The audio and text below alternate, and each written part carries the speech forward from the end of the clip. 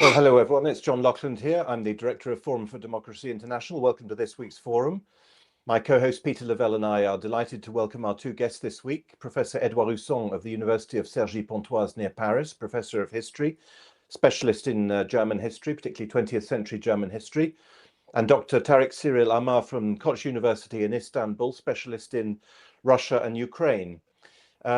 This week's edition of the forum is very much in continuity with the one we had last week, where our guests were Glenn Deason and Ian Proud. During the course of our conversation last week, the issue of German rearmament came up. We were discussing whether or not it was time to talk to Russia and what the European Union was saying about this. During that live, Edouard Husson was sending me messages saying, I'd love to intervene. Unfortunately, technically, it wasn't possible. So we're making up for it this week by having Edouard on, together with Tarik Cyril Amar, who's been on once or twice before with us. Edouard, if I could go to you first. As you know perfectly well, the notion, the plan, the wish for German rearmament is not a new one. Ursula von der Leyen, when she was German defense minister, talked about it. So that's going back now 10 years or so. She said that she wanted to make the German army the biggest army in Europe. What's your take on it? Is it just another boondoggle, as they say in the United States? In other words, a money recycling operation to beef up, or in other words, to subsidize the German, in this case, German military industry? Or is it genuinely, does it genuinely show a desire of Germany to have what in French we call une politique de puissance, a policy of power? Which of the two do you think it is? And if it is a politique de puissance, is that a good thing? Edouard? Yes. Thank you, John, and thank you for inviting me. I think it's both. We will have to explore if Germans, the German elites are realistic when they want to become the biggest military power in continental Europe, or at least in Western and Central Europe. That's a question we'll have to go through. But you should not underestimate the will to power, and the humiliation of 1945 was so. Okay. Sorry. Great. Here we go again. Great. Okay, 1940. I'm agreeing with you. Yes, I'm agreeing with you. Yes, it was so deep on one side. On the other side, it was impossible to say anything because of the crimes of National Socialism. So the Germans, or at least some of them, have been waiting for the right time to speak about power again. And then you had, I would say, two powers who played a very negative role on the, if you look at it on the long run. The first is the US, because the US thought they would need German military power to help them in the Cold War. And we will come to that later. That's the same thing today when I'm reading what Mr. Colby, the Undersecretary of War, is writing or saying, why it's good that Germany is rearming and so on. This is the same mistake being done by the Americans. But you also have, unfortunately, I would say, but I have to say that, my own country, the French, the French politicians, they are totally blind to what is taking place, or I would say they are not. They have no strategy against that. Mitterrand was scared by the reunification, and then he invented Maastricht. But Maastricht was a catastrophe because it only made Germany more powerful. So now I'm really struck by the fact that in Paris, nobody understands what is really taking place. And I will give you an example. All what Germany is doing is being done at the expense of Poland, because Poland had the ambition to be the best ally of the US in Central Europe, and the Germans are trying to go against Poland and to assert themselves as the best ally of the US in Central Europe, and they want to profile themselves as the country that will at the end help beat Russia as a military power. So never underestimate the self-delusion of German elites and the fact that they really believe in what they say. On the other side, they know they have obstacles, and they are very happy to have the slogans of rearmament to help the German industry. So you have a short-term. Edward, there's a lot to unpack here. So yes. First of all, the Americans have never liked really any German leadership. I don't care what party it is; they don't trust the Germans. The French are observing the jealousy that the Poles and the Germans might have in getting favor from the United States. You haven't mentioned Russia yet, and I'm a little puzzled by all of this. So, Tarik, let me get this straight, okay? Yes. Just treat me like I'm a Labrador dog, okay? So I'm just going to be very simple, okay? Is Russia and Germany at war? No. Do they really border each other? Well, Kaliningrad, is an exclave, so I don't think it really counts. Do they have any border disputes? No. Are there ethnic minorities that are being prosecuted? No. Is there an imminence that Russia is going to attack Germany? Well, maybe in the German press, but there's no reality to that. But Germany wants to be the biggest military in Europe. So why? Ukraine isn't in NATO. And as Edouard just said, the biggest army. Well, okay, every country should have a military. I get that. Why doesn't Germany want to have the best army? Not the largest, but the best. Okay, because they never accepted their defeat. Let's go to Tarik, Edouard. Yes. Okay, Tarik, I asked you about 15 questions. Take any one you want. So, look, my sense is that this is actually an enormous rearmament program, right? It is scheduled to run in a first phase, really, until 2029, which is a year that has started to play a very curious role in the German imagination. But there is also behind that a longer range plan that goes into the 2030s, I think even to 2040. And if you look at the planning on the financial side, what the German state is intending to spend over this time, it is humongous. If they do what they have promised us and themselves to do, they will actually reach 5% and over 5% of the state budget. But what a lot of Germans don't understand is that is almost half of, no, they reach over 5% of the GDP, but that's almost half of the state budget, right? This is an enormous burden for the German state. Discretionary spending, like on social programs. No. This would be the spending that goes into reaching these 5%, which, as we know, are made up of 3.5 this and 1.5 that, but that's not really important. This is one huge pot, and Germany has, as you know, abandoned its very long-standing austerity policy. That was another enormous shift here, right? So unfortunately, my first sense of the situation is that they are very serious, that they mean it. When Olaf Scholz, the last chancellor, gave his famous speech about the Zeitenwende in 2022, at the beginning of the year, shortly after the escalation in Ukraine, well, they were talking about 100 billion, and it was a special fund, and it wasn't really quite clear where that would go and what it would do. What is happening now is by magnitudes more serious. Now, there are two constraints on them, because I absolutely agree with Edouard, if I may say so, that there is a difference between what they want to do and what they will be able to do. Absolutely. And the two constraints are that the German economy has not been doing well for about a decade, actually, if you're realistic.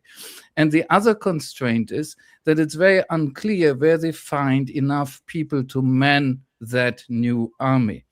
Now, again, I'm unfortunately pessimistic. I'm not sure either of those constraints will actually stop them, because I see a will to accept a punishing economic burden just to realize this plan, to accept that infrastructure that is not military, that hospitals, what remains of the social welfare state, old age pension systems, of course, education, will all suffer massively as long as we get this huge army.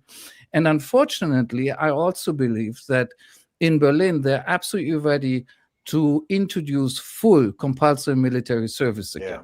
Full. Yeah. What they have done at this point is a hybrid version. It's a political compromise. But I am absolutely convinced, and there are statements by very important people in Berlin that let me think that it's really only thought of as a compromise. And it very often literally comes with the rider, yes, you will be free to join voluntarily as long as enough of you do it. But if not, we will draft you. Which, to be honest, I'm sorry to be flippant, it reminds me of the way the Soviets got people into the collective farms. You're going to join voluntarily, but if not, we are going to draft you, right? Yeah, but so, Tarik, you're saying, if I can kind of just all roll it up into one, and maybe this will sound a little extreme, but it's what interests my mind. You're suggesting that the current political elite is going to ask the German people to accept some form of militarism? Yes. Yes, okay. I think that term is absolutely appropriate. If I may add one thing, I don't want to monopolize the time. I've been thinking about the question of militarism in German history and the present a lot recently. And this is definitely a new German militarism. It has connections to the past, but there are also very important elements about it that are unprecedented and actually very strange. But yes, it's militarism. If you think of militarism as not simply having a big army, that's not even the main criterion for me. The main criterion for militarism is that your policy overall and your whole approach to your society, your public discourse, everything becomes suffused with military language, military questions, a security stance. So it invades the rest of society, right? Instead of being your security policy that should be separate from the rest.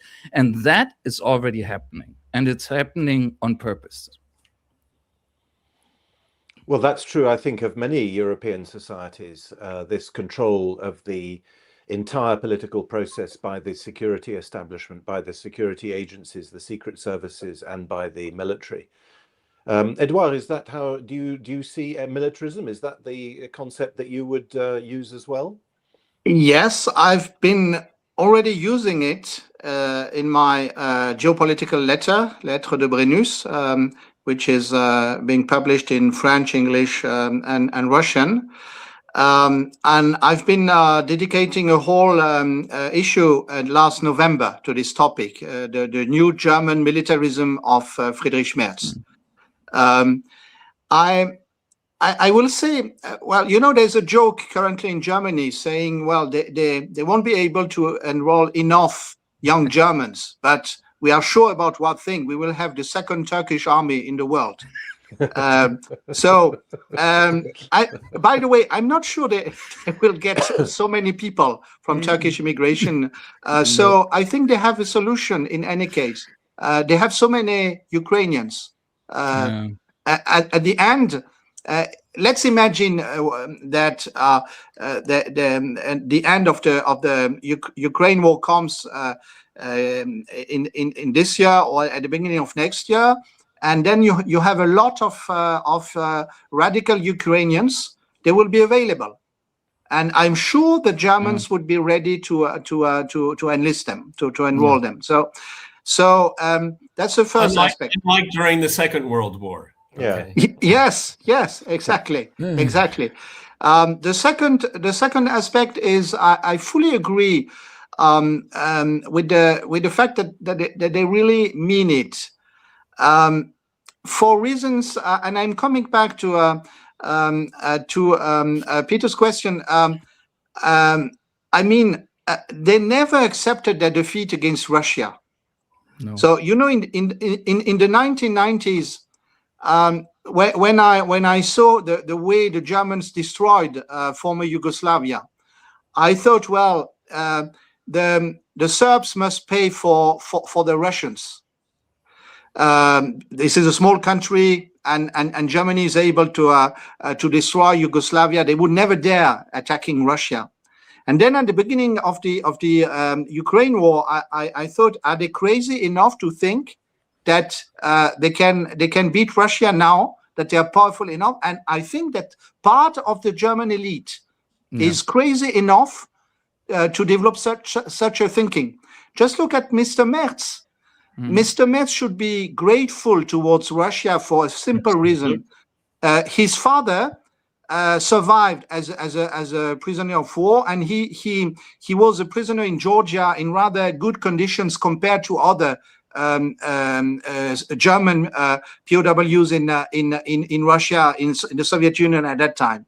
But he's not thankful. He hates Russia, in spite of the fact that his father came home as early as 1948.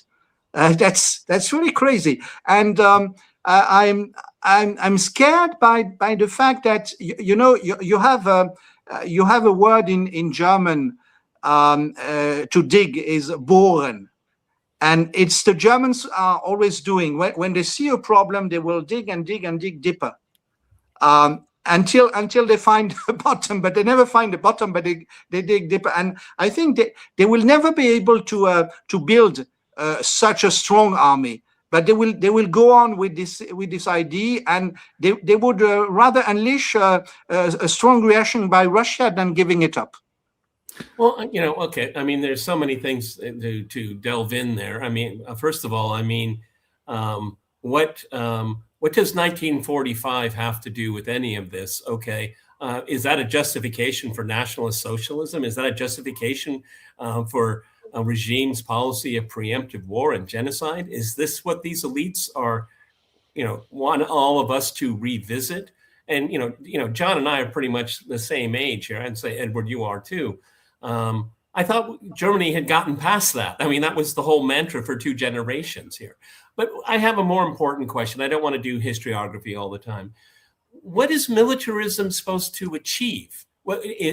How is it a social good? Okay, because militarism is far more than security. We've agreed on that here. So is militarism here the new pillar to justify the EU?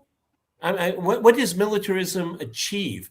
And is built into what this is supposed to mean, does that mean this military has to be used? Because it doesn't sound defensive to me. Either one. Tarik, do you want to answer? Oh, thank you. Yeah, maybe. I try to be short. I think one thing that, if you ask about Germany specifically, is that what Germany is now is the prolongation of West Germany, right? That's, I think, very important. When Germany was united, we all know this. West Germany took over East Germany, and maybe there was no other way. Let's not even judge that, but that's what happened. So we have a continuity of the West German establishment, the West German way of doing things, and so on. And if you ask yourself the question, what was the West German state legitimized by? Most of all, it was economic performance for decades. That's the thing: economic performance, prosperity, and so on, growth. Now, the German state that is the successor of this West German state hasn't been doing well at this, again, for years. This is very, very clear. We see it in all the statistics. German unemployment has just crossed the 3 million mark again. We have been there the last time 15 years ago. But in fact, the situation is much worse. You look at bankruptcy statistics, it is actually a terrible situation. Now, I think when you ask the question, what is this militarism supposed to actually justify? I think it's supposed to justify the state in a very, if you want, traditional way. Because the old justification of the old West German model, which is we give you prosperity and growth, has broken down. And the way things look now, it will keep breaking down. This will not get better soon. And there is where you have this my last point is a very strange idea that our talk shows spread, our government spread, our so-called experts, our think tanks spread, which is that this enormous investment with enormous debt into the military-related infrastructure will actually work as a sort of Keynesian project and restart the economy. Whereas every economist obviously knows that the multiplier effect of that type of investment is about the lowest you can get, right? We have had a recent study from the University of Mannheim, of all places. But if you really want to do Keynesian politics, let's leave aside whether they're ever a good idea, but if you want to do that, you don't invest in the military. It's actually the worst area you can invest in for that purpose. And nevertheless, that is a story we are also told, where in concrete terms, for instance, we Germans are all supposed to be very happy when VW and Mercedes are now re-gearing specific factories towards producing military vehicles. It makes no sense. But behind this is this overall crisis of legitimacy of the German state, I believe. But I would add, Tarik, that the source of legitimacy of the old Bundesrepublik, the old federal West Germany, was surely also that it was freedom-loving and Western-oriented and, turned towards the Atlantic and all the rest of it against the communist Soviet-dominated East European state in its eastern part. And surely that element, which also has itself, of course, has historical roots, surely that is the element which is now going to be greatly amplified. Yes. I mean, I suppose I don't know whether you agree with me, Edouard, but I suppose I think that the hypermnesia of the events of the Second World War is a profoundly distorting factor.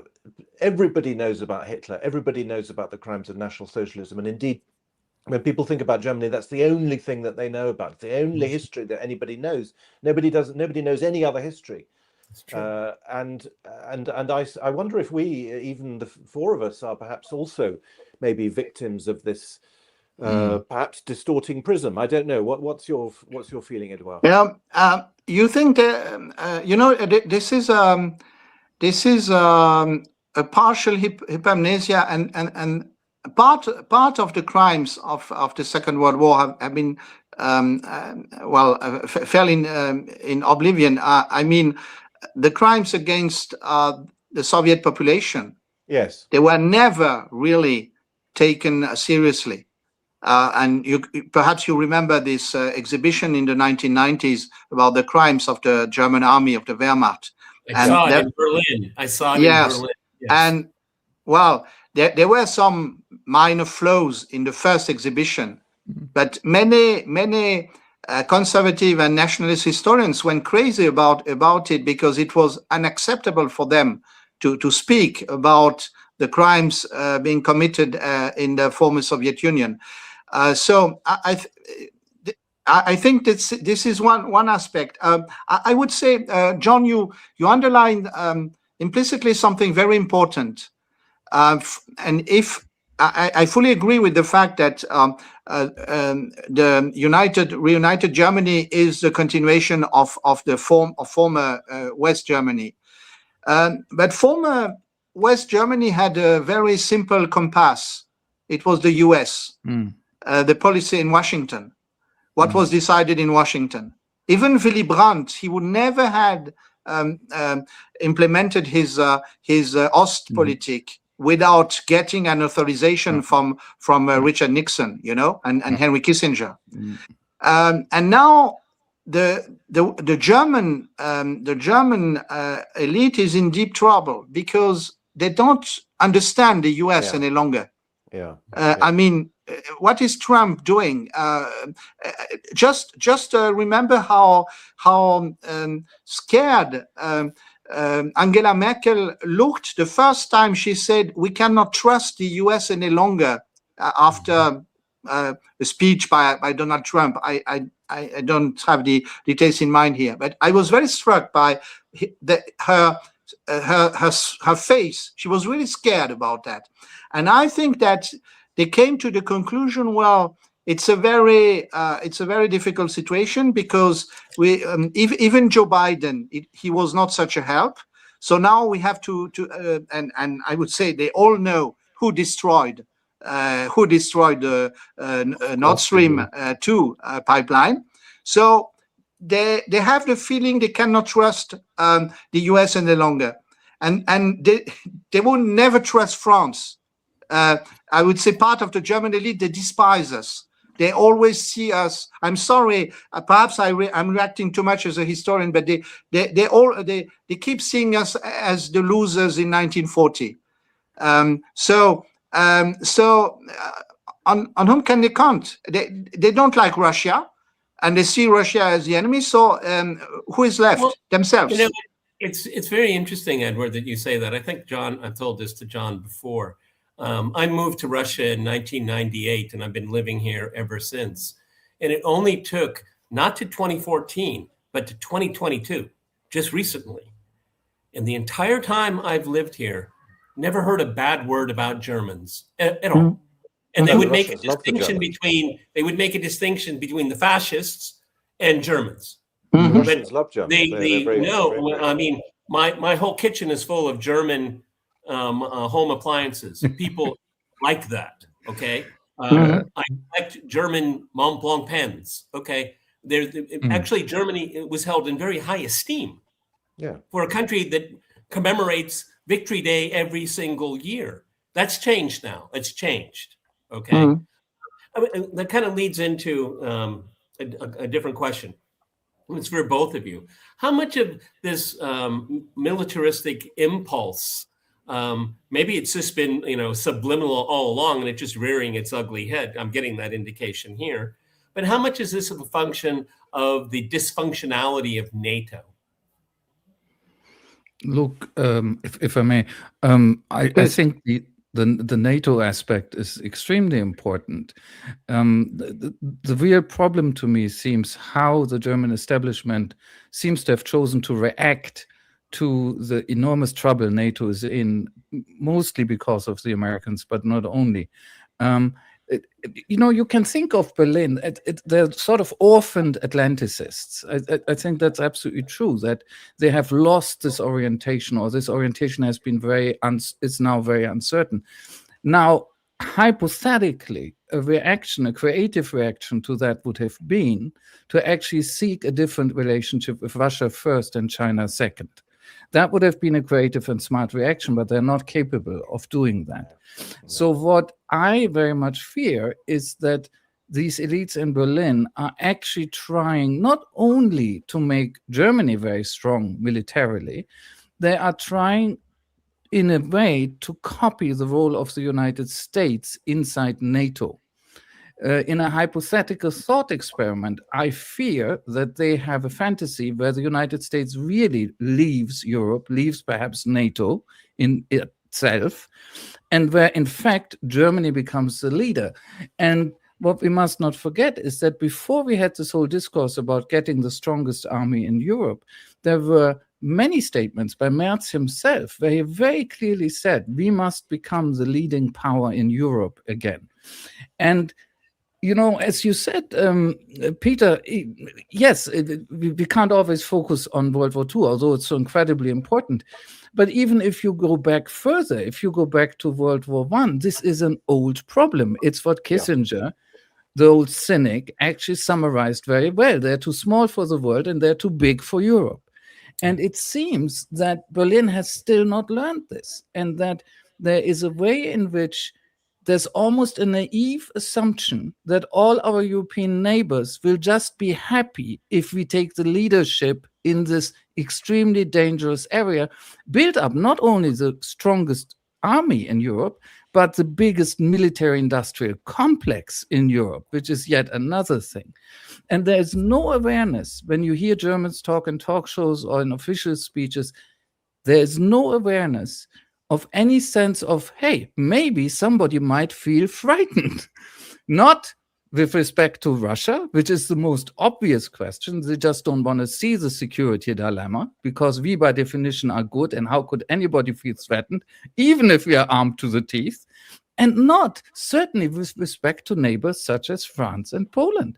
And nevertheless, that is obviously an urgent problem, and they don't even, I think, see it or don't want to see it. Tarik, to go further with your argument, I don't remember the words of the acronym, but the United States has SOFA agreements with countries around the world to station their troops, and that means extraterritorial.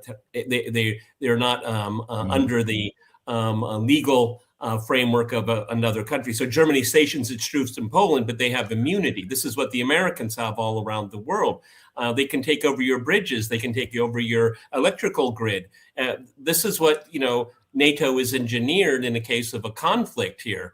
A lot of people don't know it, that the Americans still run the Korean military. They're the supreme commander of the Korean military, South Korea. And so if Germany is going to displace or replace the Americans, that means that they inherit all of Europe. Is this the fantasy that the Germans are talking about? They have the European Union. That's the way they see things. There you go. I should have said European Union. Yes, that. Yes. That's if you look at Ursula von der Leyen at first sight, you will think that she's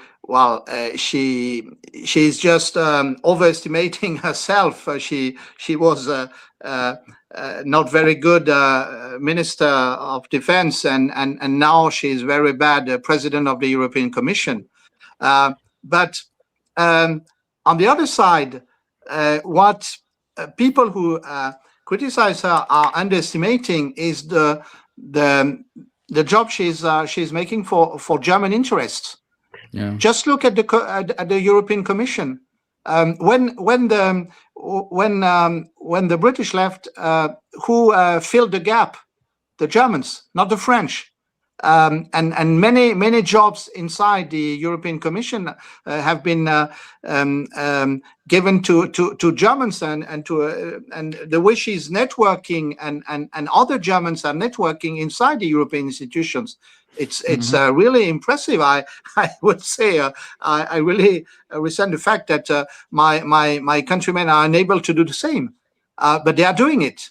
So I think this is the answer to your question. They won't do it the way the Americans do it, because, well, they may be aware that it's difficult, and Exactly. the Germans always know that they won't be loved, but they wouldn't like to be hated again. But on the other side, they have this extraordinary tool, which is the European Union. Well, this is not Germany, this is Europe. Ruled by Germans, but this is Europe. But Edouard, or rather to Tarik, because what you just said, Tarik, is very intriguing. And of course, we all understand, certainly I understand, I'm sure Edouard does too, and Peter, that yes, we could imagine a scenario in which whatever, I don't know, Poland or France or whatever, doesn't like this new German leadership. But can I put to you a different possible scenario, and that is that the other European elites are also themselves post-national to such an extent that they will, on the contrary, buy into this, and they will not think in national terms anymore. I mean, I watched moments, I couldn't possibly stomach any more than moments, the ceremony of the awarding to Angela Merkel and others of the Order of Merit the other day. And, my God, it really hits you. That place is such an echo chamber. All these people clapping each other on the shoulder, talking about Europe and Ukraine coming back to Europe, and all these old, retired people one hadn't seen for decades being wheeled out to get their medals. Might it not be, unfortunately, the case that if this plan were to be realized, as perhaps it will be, that the other countries will simply go along with it, just as Germany, with this extraordinary, I don't know what to call it, mental block about the Nord Stream pipeline and about the attack by its primary ally on its own interests. Might not the other countries themselves do the same thing with respect to Germany? Tarik. It's hard to obviously even speculate about that, but if I may, let me start with something I've recently read and that really shocked me.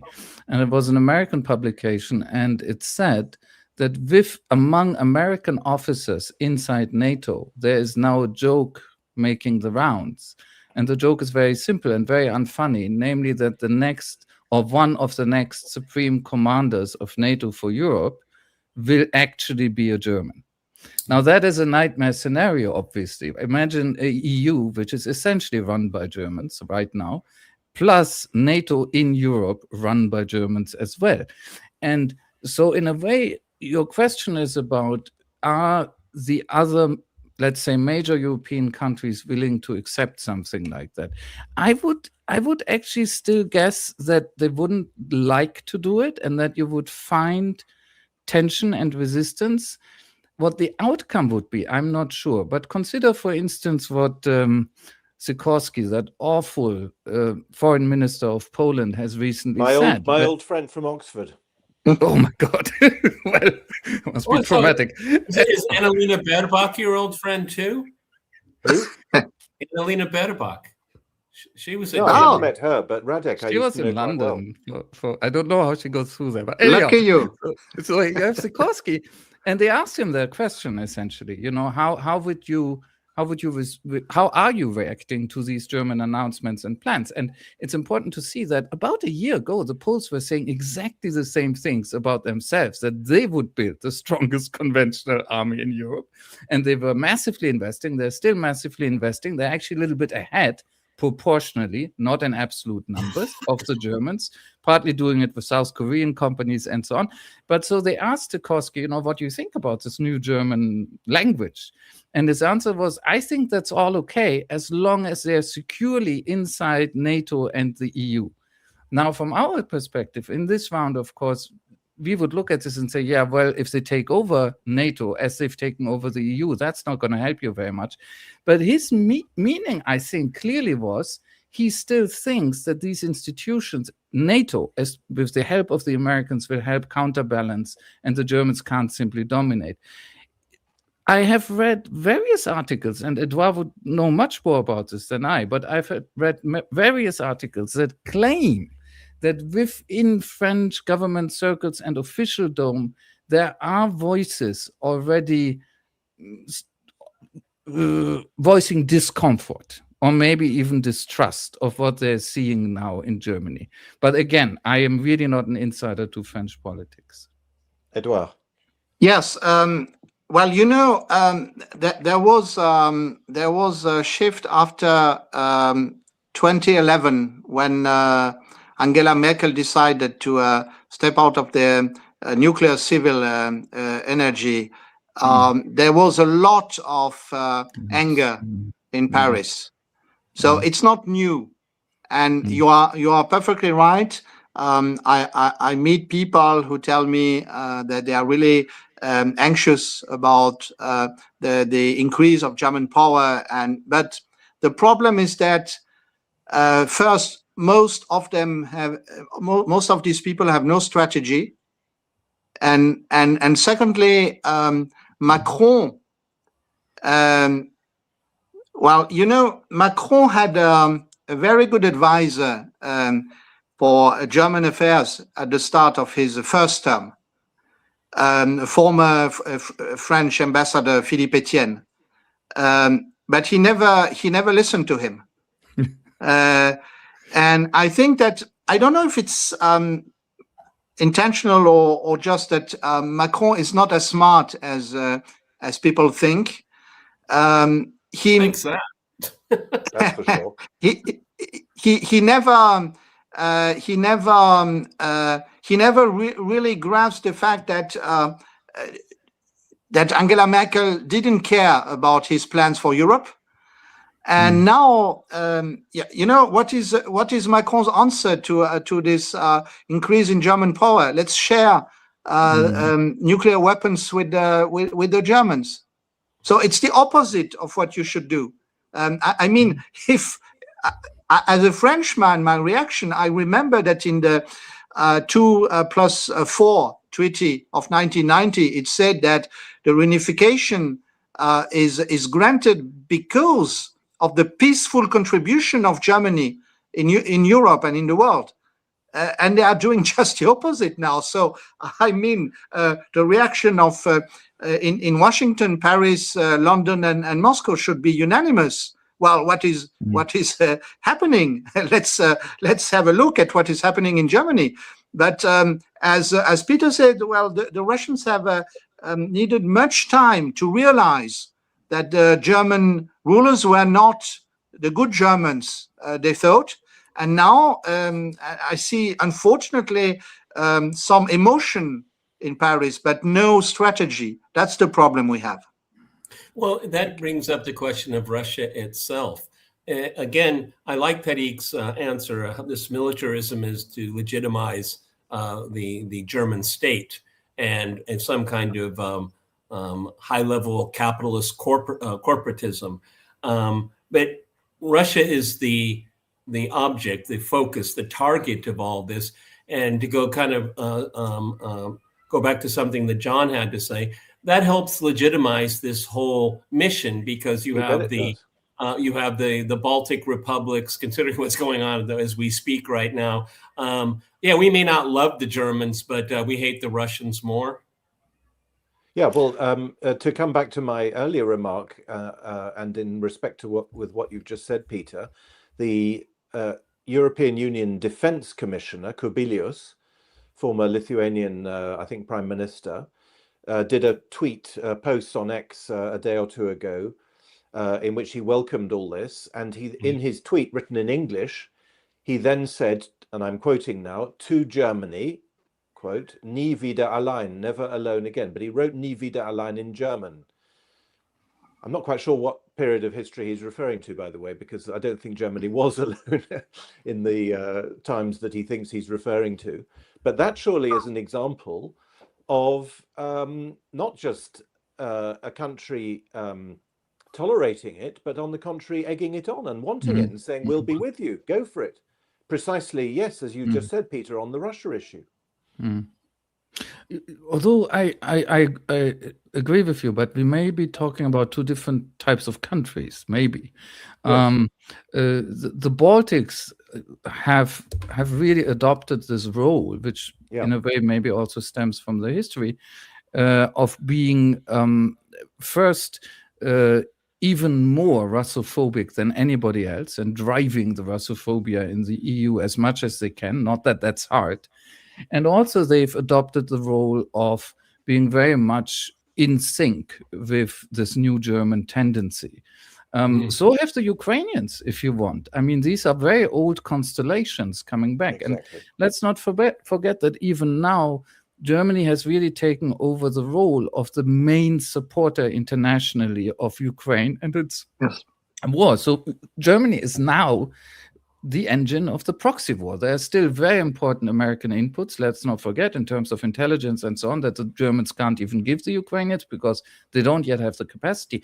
But in terms of finance, and this is also part of the forward-going plans and weapons exports and cooperation and building weapons and developing weapons system, this goes down to details. There are now concrete plans that Ukrainian officers will actually train German soldiers, which I find completely absurd. I hate the idea. I happen to have been a very modest type of German soldier a very long time ago. I think it's ridiculous, but it's already there.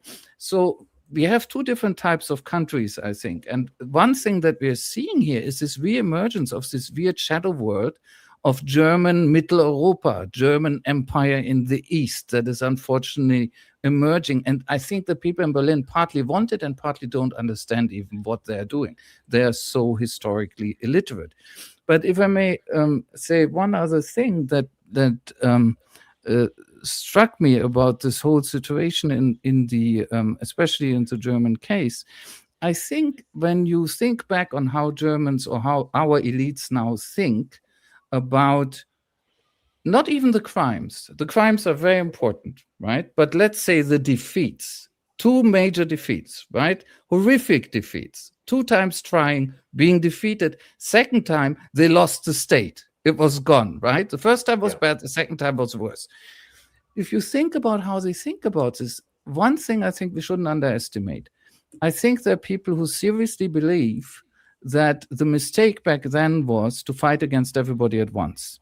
But if there were a constellation in which you would actually be part or even a leading part of a massive Western coalition, maybe then it would finally work and you could win in the East. In fact, these people probably don't even know this because they don't study the First World War in detail, but there might be a rest of the fact that in a very sinister way, unfortunately, Germany did win the war in the East in 1917 and in 1918 in March with Brest-Litovsk. And it's almost as if people in Berlin are having this fantasy that, well, if for once we are actually making the French, British, and Americans go along with us, or at least the Americans can keep out, while we are dealing with our old Eastern dream, it might actually work. Yes, but for all of this to succeed, gentlemen, is anybody going to vote on this in Germany? I mean, is there going to be a referendum? I mean, 21st century Lebensraum. I mean, what I'm getting at here is for this to work, you're going to need coercion. You're going to need censorship. You're going to need persecution of dissidents. You're going to need that. Okay, because we have that already. I just can't see how this is popular. Yeah, I can't see how this is popular. I really don't. Okay, the state is going to have to be quite coercive to get what it wants. Yes, you're right. This is not popular, and they will have to exert a lot of coercion, and it has begun. If you see the way, for instance, people who are demonstrating for Palestine are persecuted. If you just think that Chancellor Merz sued personally people who have criticized him as a chancellor, it's totally crazy. That's not the old West Germany in this case. But I think, Peter, you come to the right question: is how will the Germans react? First, if you look at the younger generations, they don't want to be drafted at all. They don't want to serve as soldiers. And well, you may say they will try to impose it through coercion. Well, I don't know how far they can go with that. And it's a question we would have to look at closely. And the second aspect is that never forget that even if it's the continuation of Western Germany through the elites, but Eastern Germany is totally against it. And the Alternative for Germany, the Alternative for Deutschland, AfD, they are getting stronger and stronger. So nobody in the current political establishment want to build a government with them. But at the end, you may have a kind of complete paralysis of the political system, because AfD has become too strong, and the others are unable to neutralize the AfD. So my guess is that if let's say if the Russians react the right way, that they really let the Germans know that there is a real red line and that there will be a strike if they go too far, first. Secondly, if that leads to what I hope is that it will bring an end quickly to the war in Ukraine, then there is a chance that the German elite will try to go further, but they will meet more and more opposition inside the society, in spite of all their hidden soft fascism, I would say. But the second option is that the civil society will bring it to a kind of I would say internal conflict in Germany, which will be so important that the German elites are unable to go on with their foreign policy, because they will have to deal with the internal conflict on the verge of civil war in some way. So it's very difficult to anticipate what will happen, but we should not underestimate the craziness of the current German elites. I fully agree with what has been said, but we should not underestimate the major difference with the two world wars is that you have a very tiny minority of Germans really supporting such a policy. It's a huge difference with 1914 and 1939, no question. Yeah, and that's why they need the Ukraine war to go on as long as possible to get their ducks lined up for them to do this. That's why they want to keep it. Yes. They don't care about Ukraine or Ukrainians. They just need this as a legitimizing method for their unscrupulous plans, I would say. I mean, you know, we have a number of, really a very small number of so-called experts, people like Nico Lange, Florence Gaub,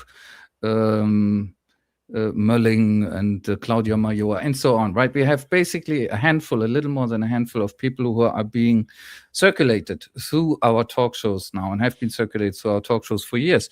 And they are all trying to impose on us the narrative that war is coming, 2029 is often mentioned as if it were certain. And the propaganda effort, to use an old-fashioned word, is very strong. You can even see it in very simple things like the number of school visits undertaken by the German army has actually been rocketing up, stuff like that. But I agree with Edouard, it is very much open if this works. And everything he has mentioned about how this could even fail at an electoral political level in the strict sense, especially with the AfD gaining power or more power, is absolutely true. I would add one thing, which is, don't forget the fact that the reason why the BSW, the BSW, the new left, is not currently the left-wing opposition in parliament is a massive and extremely suspicious miscount, right? Yes. The German Constitutional Court now has to deal with it. I have little hope that they will deal well with it, which would be a recount. But the underlying fact remains that actually that party is fairly strong. And if we ever get to elections again without a massive miscount, in its disfavor, that will also play a role. And what's interesting is that the new left and the new right actually have points there where they touch. They're both critical of the policy of confrontation with Russia, right? So there's a lot of potential for this thing to be derailed. But let me add one point, which is an effect of pessimism again, I fear, which is Germany, of course, in the 70s and into the 80s had a thing called Ostpolitik and Spannungspolitik. You mentioned Willy Brandt before. That has been demonized in German public discourse now. And the demonization is one thing. Those things can be reversed, right? What you propagandize, you can depropagandize as well. We are seeing it now, right? How you quickly can change the temperature in a society. But this enormous investment program will create a massive vested interests. They're already very powerful, and they will become much more powerful.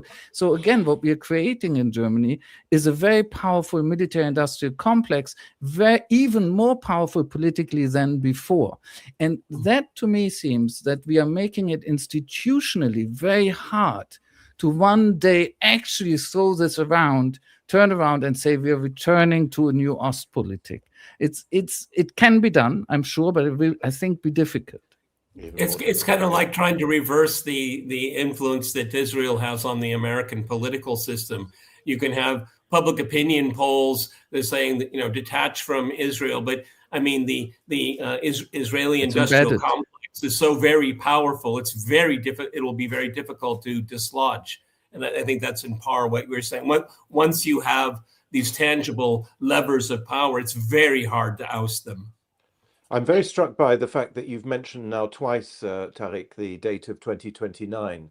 Struck because, as Edouard well knows, that's also, I don't think he gave it a date in terms of that particular year, but effectively it came to the same thing. That's also the timetable given a couple of months ago by the Chief of Staff of the French armed forces, the French armies. I've forgotten his name, Edouard. He's an Air Force officer. Mandon, General Mandon. Mandon, General Mandon, Air Marshal, as we would say in English. He also said France needs to be prepared for war in the next, I think he said 3 or 4 years, which comes to 2029. I wonder if these people are so infantile that their calculation is simply that that's when Putin isn't going to be in power anymore. I hadn't thought of that. Yeah, that's a good point. Yes, maybe. Just to come back to one point about BSV and what Tarik said, I don't know if it's clear for all people listening to us that if there hadn't been this miscount, as you call it, BSV would have had a few seats in the German parliament, and the current majority would not exist. Exactly. So the current government would be unable to rule. So that's what is at stake. But it shows us too that the establishment is really ready to do anything to just to. Edouard, it was only a few years ago, and it's something that I would ridicule endlessly. Is that these are our values and democracy? This is who we are. Okay, it's remarkable how that is disappearing. Yes, but we know from Romania and from so many other cases that Europe and the fight against Russia can indeed permit electoral manipulation. Tarik, I think you wanted to jump in. I just want to reinforce Edouard's point, which is that the coalition that we have now in power would not be possible arithmetically. Everybody agrees. In fact, the BSV would have quite a number of seats because of the German system. Once you pass the 5% threshold, right, which I think was used to keep them out quite deliberately and in a fraudulent manner, I believe. Once that is done, you already have quite a number of seats. There are different estimates, but it would be a major little force there, and it certainly would be absolutely impossible to build this kind of government and this coalition, which is why the parliament itself has completely failed with its own mechanisms, which do exist, to address this miscount problem, right? It's a very obvious manipulation as well, unfortunately. And one thing I might want to add to, John, what you just mentioned, even Merkel in her speech yesterday, I agree with you, it was all ridiculous occasion, including that they had to get the staff inside to make the room look full and all this nonsense, right? But even Merkel in her speech was saying that one of her big concerns were social media and the way that social media are spreading disinformation and lies and facts and so on. And she was quite literally endorsing everything the EU and I believe also national governments are currently doing to narrow down the space of articulating your opinion freely, even on social media. So this mechanism that we've now seen for years, where Russia is used to actually then create an emergency situation idea inside our societies and restrict our freedoms more and more, is clearly there. Clearly. But that's exactly what I was referring to when I said that maybe the rest of the elites are so drugged up now with the European and the anti-Russian thing, because it comes to the same thing, that they would go along with this. And you're very right, Tarik, to draw attention to that, because as Edouard knows, and as I know, also living in France, Macron never talks about anything else anymore. Well, actually, that's not true. He talks about everything all the time, but he talks a lot about controlling social media. And the same in Spain. There are at national level and, of course, at the European level, there are these legislative initiatives underway, which I'm sure will be implemented and which will, as you say, close down at least this one very important part of, the public space. Thank you very much indeed, Edouard Husson and Tarik Cyril Amar. It's been fabulous listening to you as ever, and we very much hope to get you on again as soon as possible. Thank you to everyone for watching. See you next week. Thank you. All the best to everyone. Goodbye. Thank you.